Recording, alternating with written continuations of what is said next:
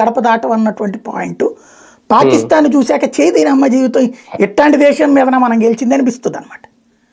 ఎంత వేస్ట్ కంట్రీనా, ఎందుకంటే వాడికి కనీస పోటీ ఇవ్వలేకపోయింది. అది యుద్ధం అంటే మనం ఏదో పంపిస్తుంటే ఆపుతుంటే వాడు మనకంటే పెద్ద ఉజ్జి అన్నాడు. వాడు పెళ్ళాకుడు ఈడ్చిపెడితే అంతే కనీసం అదే ఎట్లా ఉంటదంటే ఏనుగు వచ్చి చీమని చంపినట్టుంది. అది అంత వేస్ట్ కంట్రీ అన్నది ఇప్పుడు అర్థమైపోయింది.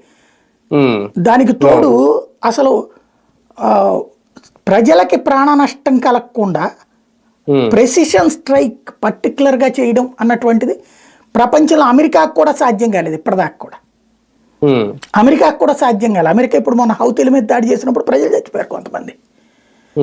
ఉక్రెయిన్ మీద రష్యా దాడి చేస్తున్నప్పుడు ప్రజలు చచ్చిపోతున్నారు. గాజా మీద ఇజ్రాయెల్ దాడి చేస్తున్నప్పుడు ప్రజలు చచ్చిపోతున్నారు. కానీ ఒక్క పౌరుడు కూడా చావకుండా పర్టికులర్గా తీవ్రవాదుల్ని లేపటం, పర్టికులర్గా ఎయిర్ బేసుల్ని లేపటం, సాధారణ ప్రజలు చచ్చిపోకుండా, సాధారణ పోలీసులు చచ్చిపోకుండా, ఇంత పక్కాగా బాధ్యతాయుతమైనటువంటి వ్యవస్థితి, చాలా బాధ్యతాయుతమైనటువంటి యుద్ధం ఇది ప్రపంచంలో ఇంకెవడు చేయలే.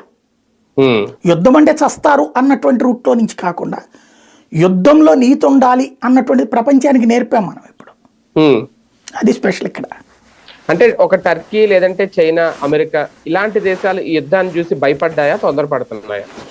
అంటే అమెరికా దగ్గరికి చైనా, అది పాకిస్తాన్ పరిగెత్తుకెళ్ళింది, బతిన్లాడింది. ఎందుకు? కైరానా హిల్స్ని మనం కొట్టామన్నటువంటిది. కైరానా హిల్స్ని మనం కొట్టా.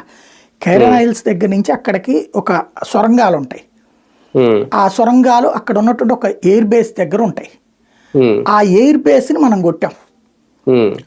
వాస్తవంగా F-16 యుద్ధ విమానాలు ఇవన్నీ కూడా ఉండేది అక్కడే. JF-17 F-16 యుద్ధ విమానాలు అవన్నీ అమెరికావి, చైనావి. ఆ ఉండే స్పాట్ను కొట్టాం మనం. దాని ఇంపాక్ట్, దాని సొరంగాల్లో నుంచి వెళ్ళిన రిఫ్లెక్షన్ కైరానా హిల్స్ మీద కనబడుతుంది. ఇప్పటికి కూడా భూకంపాలు వస్తున్నాయి ఆ ప్రాంతాలు, ట్రెమర్స్ వస్తూ ఉన్నాయి. కాబట్టి అక్కడ అణు విధ్వంసం ఏమైనా జరుగుతోందా, అక్కడ లీక్ అవుతుంది అన్నటువంటి దాంతోనే ఈజిప్ట్ నుంచి ఆ పొడి తీసుకొచ్చి దాన్ని మార్చేటటువంటిది, పొడితో చల్లార్చేటటువంటిది ఒకటి ఉందన్నమాట. అదొక విమానం అక్కడికి వచ్చింది. దీన్ని డిటెక్ట్ చేసే అమెరికన్ విమానం అక్కడికి వచ్చింది.